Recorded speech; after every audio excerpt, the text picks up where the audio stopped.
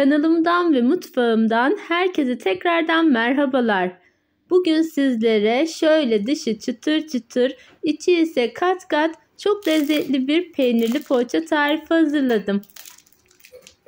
Uzun süre tazeliğini koruyan çok da lezzetli bir poğaça tarifi oluyor. Sözü çok uzatmadan hemen bu güzel poğaça tarifimin yapım aşamasına başlıyorum. Hepinize iyi seyirler dilerim. Öncelikle poğaçamın hamuru için uygun bir yoğurma kasesinin içerisine 2 su bardağı ılık sütümü döküyorum.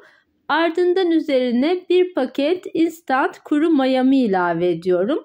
1 dolu yemek kaşığı toz şekeri de ekledikten sonra maya ve şeker güzelce erinceye kadar bir tahta kaşık yardımıyla karıştırıyorum. Poğaçamın içerisinde 2 tane yumurta kullandım. Bir tanesinin sarısını üzeri için ayırıyorum ve diğer kalan kısmını poğaça hamurumun içerisine ekliyorum. Yumurtayı da ekledikten sonra şöyle tekrar güzelce bir karıştırıyorum ve sonrasında yavaş yavaş ve kontrollü olarak unumu ekliyorum.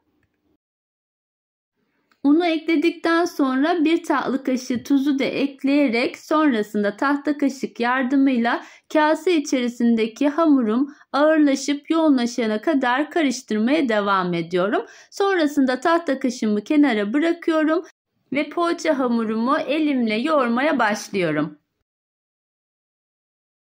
Poğaçamızın hamuru yumuşak, böyle hafif ele yapışan bir kıvamda olacak. Bu aşamada yine ben bardakla yavaş yavaş unu ekleyerek hamurumu yoğurmaya devam ettim. Sonrasında tezgahımın üzerine alarak tezgah üzerinde en az 5 dakika boyunca pürüzsüz, özlü bir hamur oluncaya kadar yoğurdum. Ben bu poğaça hamurumda 6 su bardağı un kullandım. Sizler de lütfen ununuzu kontrollü olarak ekleyin. Bu şekilde hafif ele yapışan yumuşak özlü bir hamur oluncaya kadar hamurumu tezgah üzerinde yoğurdum. Şimdi de kasemin içerisine alıyorum ve üzerini kapatarak ortam sıcaklığına göre en az 1 saat kadar kenarda mayalandırıyorum. Mayalandırmış olduğum hamurumun ilk önce içindeki maya kokusu çıkması için şöyle bir kase içerisinde içe doğru katlayarak karıştırıyorum ve ardından unlamış olduğum tezgahımın üzerine dökerek poğaça hamurumu bezelere ayıracağım. Tezgah üzerindeki hamurumu da şöyle güzelce toparladıktan sonra hamur kartıyla 2 büyük parçaya ayırıyorum. Sonrasında bu parçaları da kendi içinde 8'e bölüyorum. Yani toplamda 16 bezeye ayırıyoruz ve bezelerimiz böyle küçük bir mandalina büyüklüğünde olsun. Katmer poğaçamın bezelerini videoda da gördüğünüz şekilde 8'erli grup halinde hazırladım. Bu aşamada her bir bezenin aynı büyüklükte olmasına da özen gösteririm. Şimdi de altını hafifçe unlamış olduğum bir tepsi içerisine bezelerim kurumasın diye diziyorum ve ardından üzerine de bir poşet kapatarak sonrasında da bir örtü örterek kenara alıyorum. Hiç beklemeden birinci bezemi tezgahımın üzerine aldım. Bu aşamada üzerini ve altında hafifçe unlayabilirsiniz. Merdane yardımıyla bezelerimi yaklaşık bir pasta tabağı büyüklüğünde açacağım. Ben bu aşamada merdane kullandım. Sizler dilerseniz oklavayla da bu açma işlemini yapabilirsiniz. Şöyle hamurumun kalınlığını da size yakından göstermek istiyorum. Bu kalınlıkta pasta tabağı büyüklüğünde olacak şekilde her bir bezeyi tek tek açalım ve kenarda biriktirelim. Bezelerinizin her birinin aynı büyüklükte olmasına özen gösterin. Evet, toplamda 8 tane bezemi bu şekilde açtım. Şimdi servis tabağına birinci bezemi yerleştiriyorum ve kenarda güzelce yumuşamış olan tereyağımdan bir kahvaltı bıçağı yardımıyla şöyle bolca alarak üzerine sürüyorum. Bu aşamada tereyağın kıvamı çok önemli. Mutlaka öncesinde tereyağını kenarda çıkartın ve güzelce yumuşamasına özen gösterin. Aksi halde bu şekilde rahatlıkla hamurların üzerine tereyağınızı süremezsiniz. Elinizde tereyağı yoksa eğer bu tarifi dilerseniz katı yağ kullanarak da yapabilirsiniz. Evet, tüm bezelerimizi bu şekilde aralarını yağlayarak üst üste dizdik. Son bezemizi, yani 8. bezemi üzerine kapatıyorum ama kesinlikle son bezenin üzerine yağ sürmüyorum. Şimdi bu 8'li bezelerimi kenara alıyorum ve diğer 8 tane bezemi de yine aynı şekilde açarak ve aralarını yağlayarak üst üste diziyorum.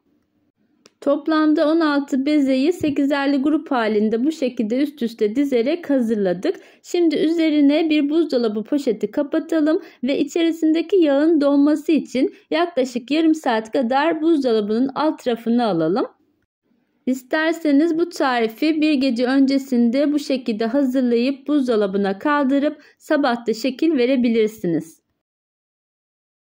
Evet, buzdolabında bekletmiş olduğum bezelerimi şimdi tezgahımın üzerine alıyorum ve sonrasında bir merdane yardımıyla açma işlemine başlayacağım. İlk olarak şöyle üzerini ve altını hafifçe unluyorum ki tezgaha yapışmasın ve sonrasında parmak uçlarımla da bastırarak hamurumu genişletiyorum. Bu aşamada alt üst edin ki altındaki bezeler de yine aynı eşitlikte büyüsün. Şimdi merdaneyi alarak merdanenin ağırlığıyla çok üzerine baskı uygulamadan hamurumu açmaya başlıyorum. Bu aşamaları biraz hızlandırarak geçiyorum ki sizleri de sıkmak istemiyorum. Tezgah üzerinde açtığımız bezeleri ne çok ince ne de çok kalın olacak şekilde büyütebildiğimiz kadar büyütelim. Sonrasında tam ortadan bir ruletle ya da bir bıçakla keselim.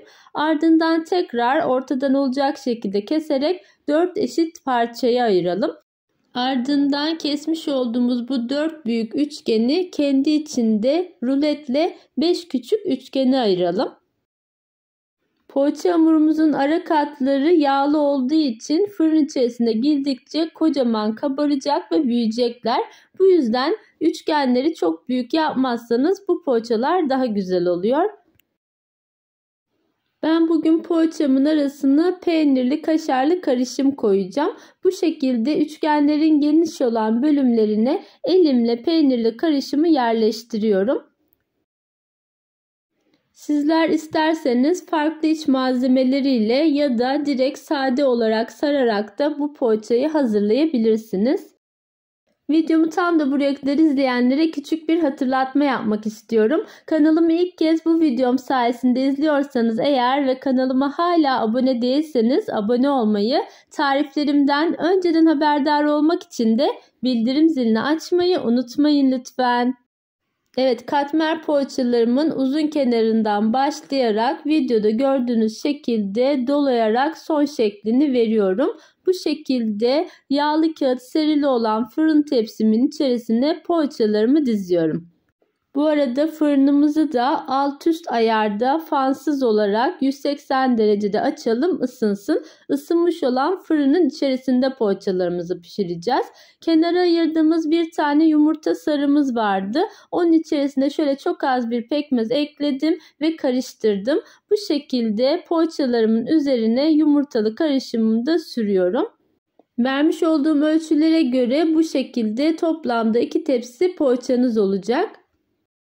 Aynı aşamaları takip ederek diğer tepsi poğaçanızı da bu şekilde hazırlayabilirsiniz. Ben son olarak üzerine biraz susam ve çörek otu serpiştiriyorum ve ısıtılmış olan fırına poğaçalarımı pişmesi için gönderiyorum.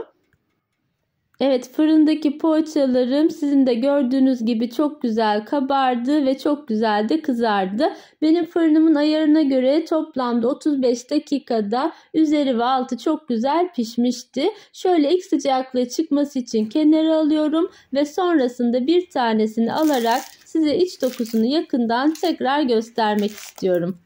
Gördüğünüz gibi dışı böyle çıtır çıtır, içi de kat kat, çok lezzetli, çok da güzel bir peynirli poğaça tarifi oldu. Bu da poğaçamın ertesi güne kalmış hali. Ertesi gün bile tazeliğini koruyor. Şöyle içi kat kat, çok da lezzetli bir poğaça tarifi oluyor. Evet, bir tarifimin daha sonuna geldim. Beni buraya kadar izlediğiniz için hepinize teşekkür ediyorum. Sizlerden ricam kanalıma destek olmak için videomu beğenmeyi ve kanalıma abone olmayı unutmayın lütfen. Başka güzel tariflerde yeniden görüşmek üzere. Hoşça kalın, Sağlıcakla kalın.